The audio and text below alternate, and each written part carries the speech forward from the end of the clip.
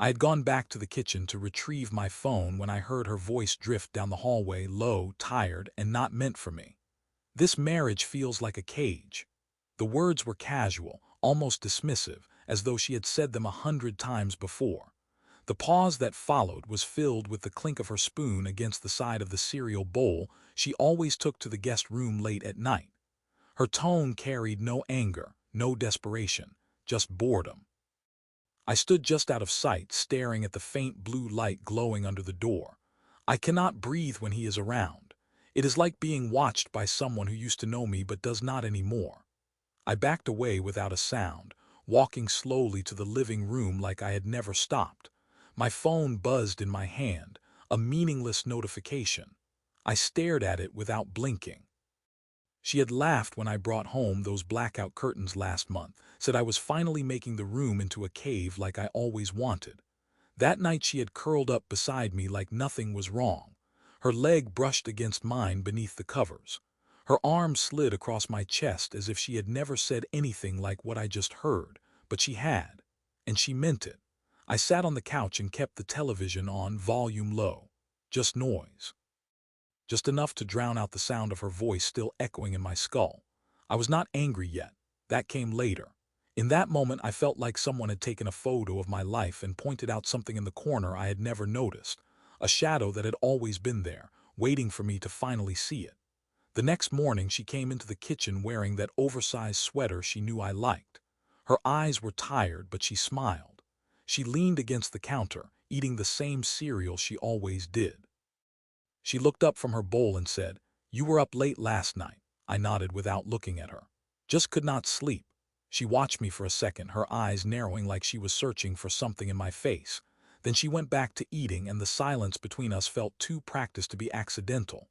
Later that week I noticed her gym bag had moved. Not just moved, reorganized. There was a new set of workout clothes, not her usual comfortable stuff, but tighter, cleaner, newer. Her hair was done even when she said she was just heading in for a light day. And when she came home, she always showered immediately, even before greeting me. She had become more affectionate too, which was the most confusing part. Long texts in the middle of the day. Playful notes left near my keys.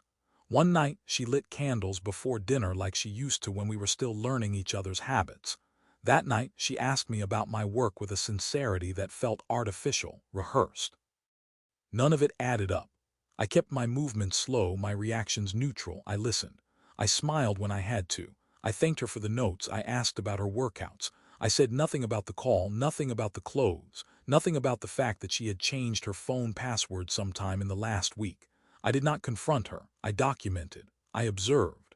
I let the stillness do the talking. But everything had shifted. I could feel it in the way she touched my shoulder without looking me in the eye. I could hear it in the slight delay before she responded to me, like she had to return to a role she no longer believed in. She had said it like a joke, like a confession meant for someone else's sympathy, not my ears, but I had heard her clearly. A cage, she said. She believed she was caged, and I had built that cage, apparently, by loving her steadily, by forgiving her past silences, by staying even when she had long stopped arriving. I stopped asking where she was going. I stopped making dinner for two. I stopped checking the locks after she came home late. Instead, I began writing things down, not to use, not yet, but because I needed to know I was not imagining it. The next step was not to accuse. That would make me the jailer she already believed. No. The next step was to see how deep the lock had rusted, how many bars she had bent without me noticing, and to see if she had found someone to pass her the key. By the second week, the patterns had grown sharper, like someone tracing over the same drawing until the lines cut through the paper. She came home on a Thursday evening wearing lipstick that had not survived the day, smudged slightly at the corner of her mouth. Her hair was up, but not in the rushed, chaotic bun I was used to seeing after her workouts. This one was neat, deliberate. I glanced at the clock without moving my head. 40 minutes passed when she usually got back from the gym. She walked into the kitchen like it was any other night. "Traffic was ridiculous," she said with a groan as she kicked off her shoes. "The bridge was packed." I nodded slowly while stirring the pasta on the stove. "Strange, the bridge app did not show any delays." She paused for just a second, just long enough for me to see the flicker behind her eyes before she smiled and walked over to grab a drink. Maybe it was earlier, it cleared up before I crossed. She always smiled when she lied, not a big grin.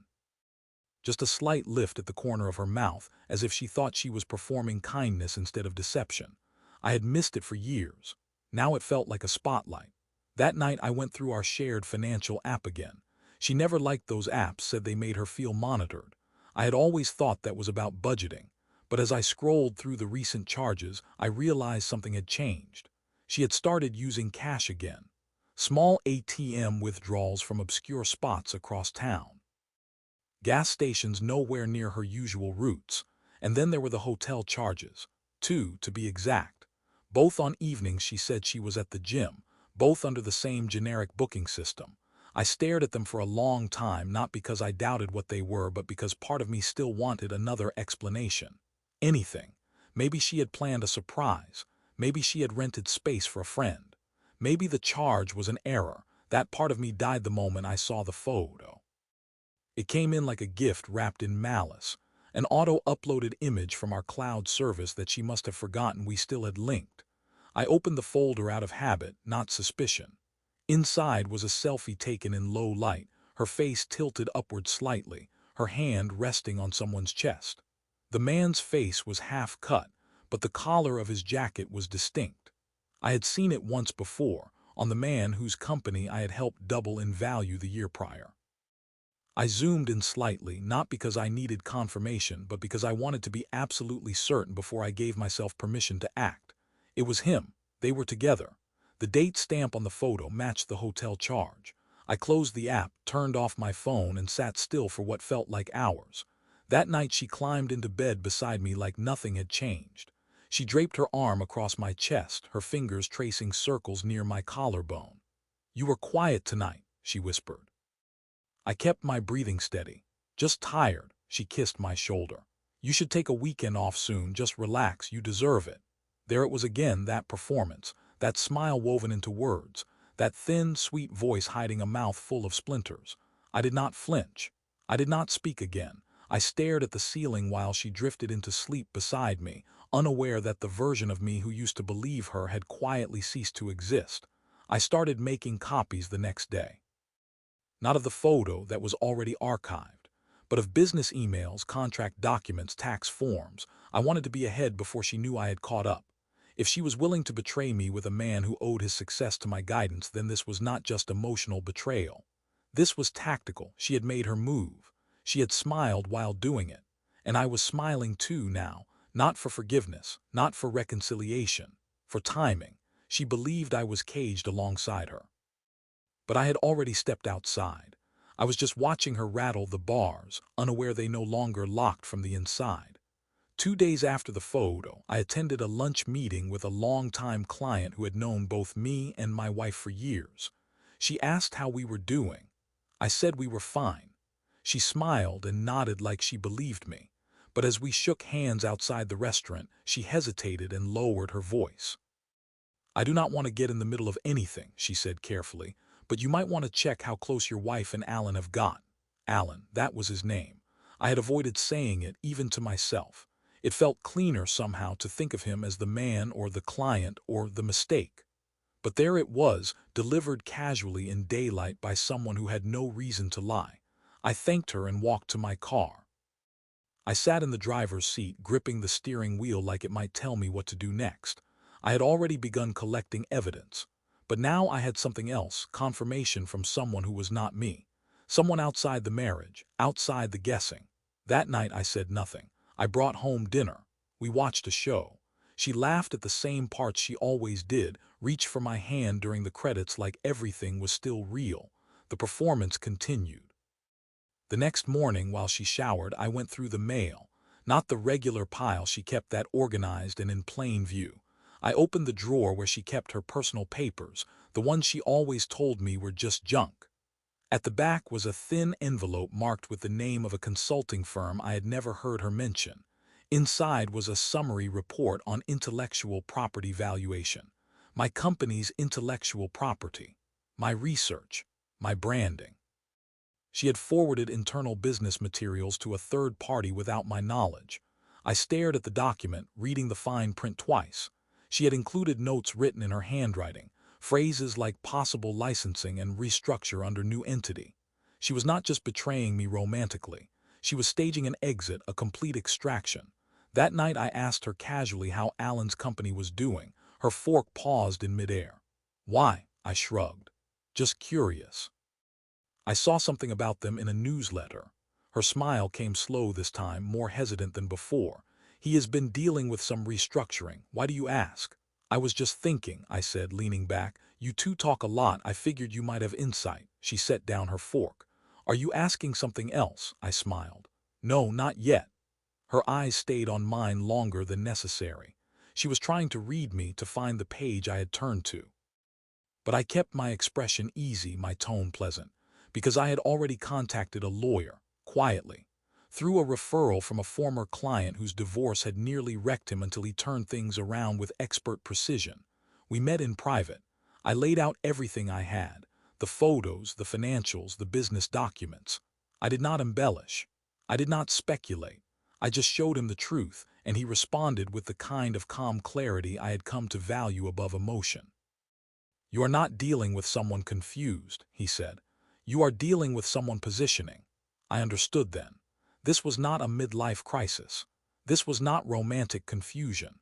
She was executing a quiet strategy, one that required me to remain unaware long enough for her to gain legal and financial leverage. That night, I reviewed the prenup we had both signed in good faith a decade ago, back when she believed in the business but not the risk. It contained clauses she probably thought were obsolete. They were not. They had teeth, especially now that I could show a pattern of misconduct and deceptive business interference. I did not rage. I did not spiral. I documented. I planned. I called the private investigator and authorized deeper monitoring. If she wanted to stage an exit, I was going to open the door for her, but not before I changed the locks behind her.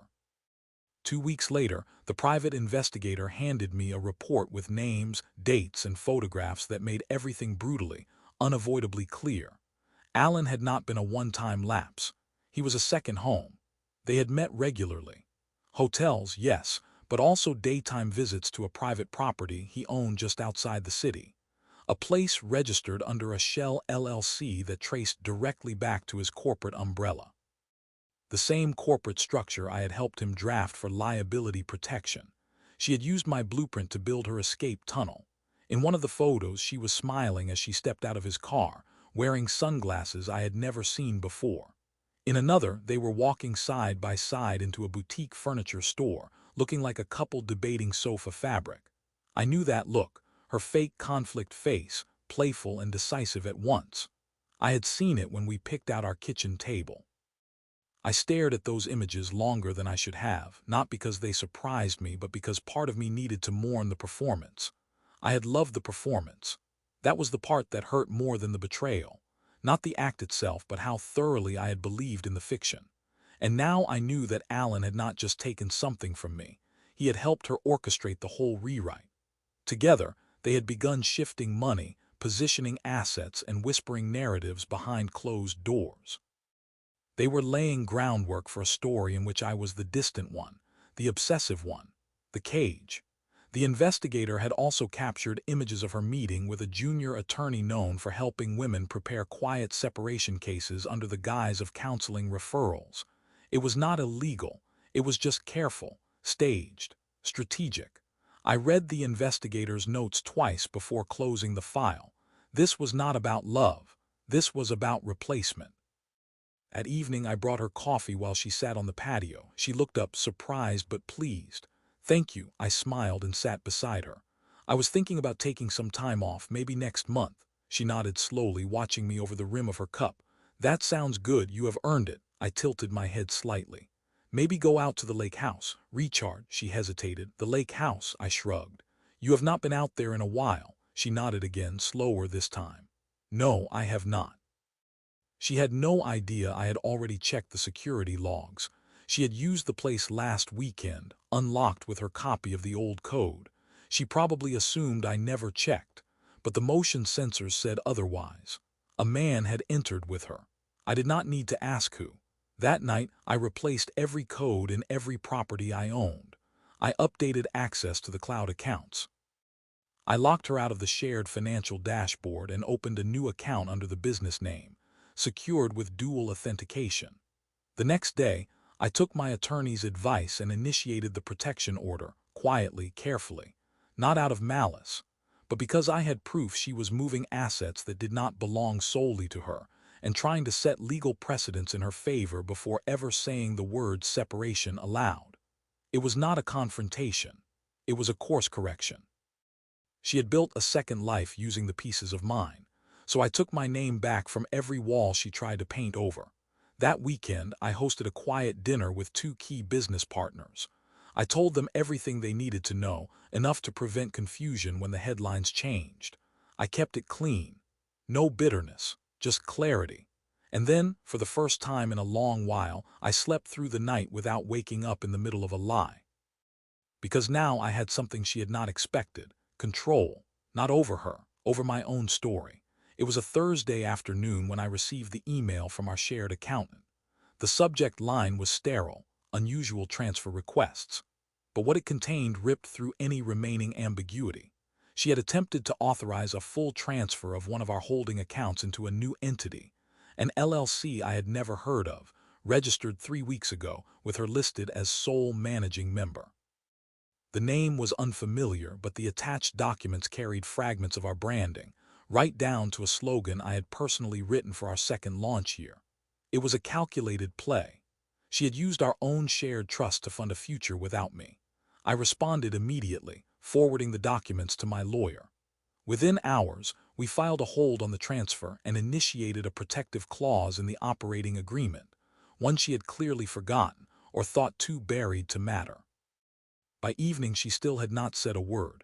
She made dinner, she asked about my day. She leaned across the table and touched my wrist while telling me about a new recipe she wanted to try. Her eyes sparkled, her voice was light. It was all theater, and I had memorized the script by now. I waited until after the dishes were cleared. We sat on the couch. She curled into me like always. And then I asked quietly, "When were you going to tell me about the LLC?" She froze. It was not panic that crossed her face. It was calculation, like someone scanning for which version of the truth would work best. "I was going to," she said softly. "It is not what you think." I turned to look at her fully, giving her space to fill the silence. "It is just a project I was working on, something for after," she caught herself. "After things settle down." I let the silence linger until it became painful. "You replicated the transfer documents," I said. "You applied my digital signature without authorization." Her breath caught, but she did not deny it, not really. "I was not trying to steal anything," she said quickly. "I just needed leverage."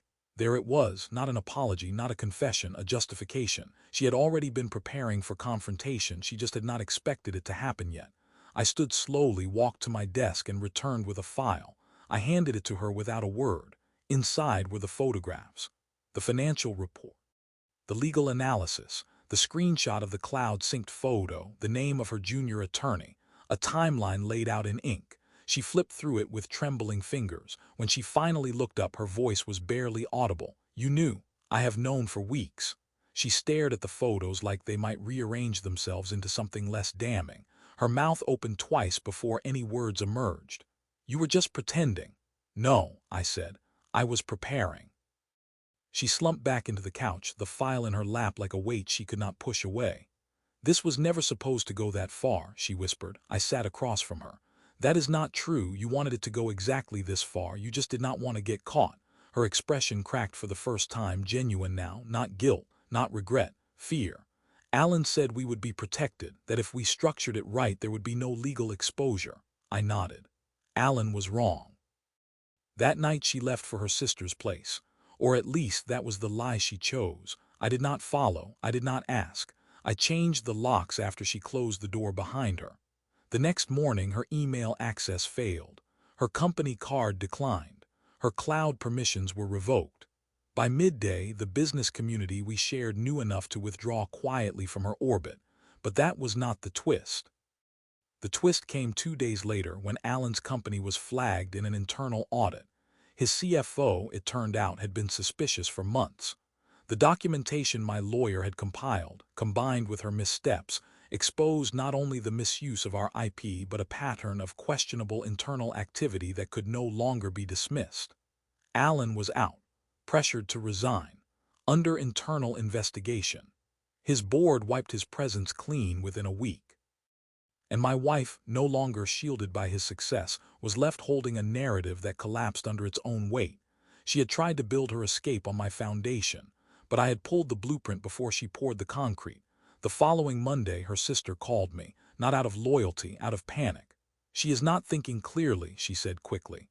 "She said you are trying to ruin her life." I stayed silent long enough for her to backtrack. "I know she made mistakes," she added, quieter this time. "But maybe it does not have to get worse." I thanked her for the call. I said nothing else. Later that afternoon, I received a formal request through her attorney, a poorly veiled attempt to negotiate a soft split, hoping I would walk away from the business issues if we kept the divorce private and civil. Her proposal avoided words like accountability or misconduct. It offered vague phrases: mutual misunderstanding, amicable solutions, shared emotional burdens. I read the document 3 times before replying. My lawyer responded with a counter: full retention of all business rights, a limited settlement with no royalties, and a strict gag clause regarding her misrepresentation of our shared ventures. It was not revenge, it was clarity. She refused. Then she stalled. Then she came back with silence. I let it sit.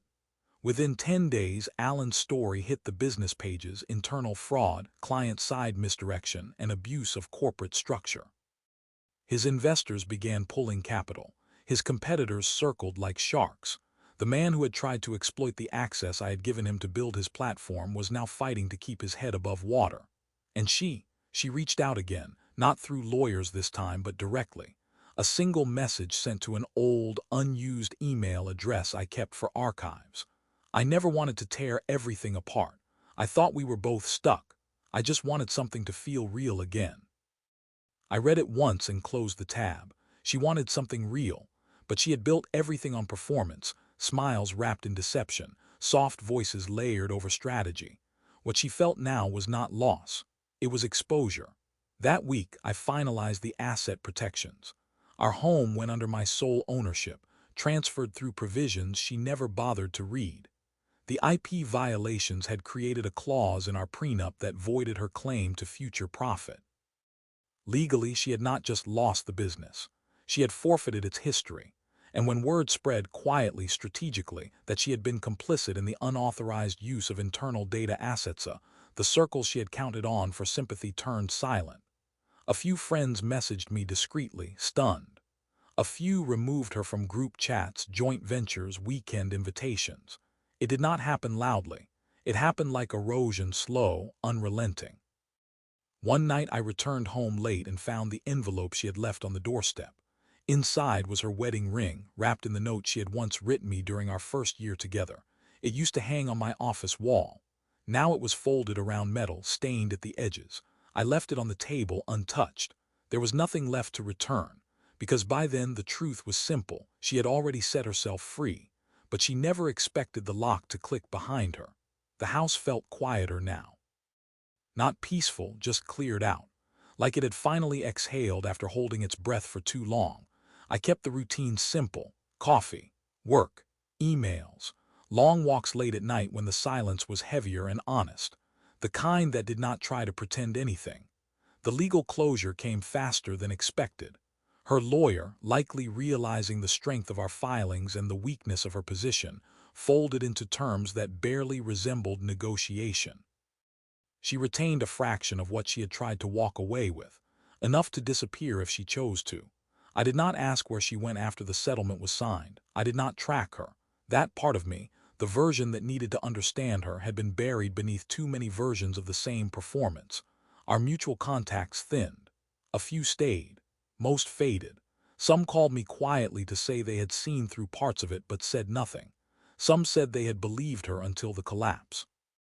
All of it sounded the same to me now, late recognition masquerading as concern. I moved the office out of the old space. Too many memories tied to desks where she once sat and smiled while texting someone else. The new space was cleaner, smaller, mine. One afternoon, I walked through the old lake house, checking the systems before listing it.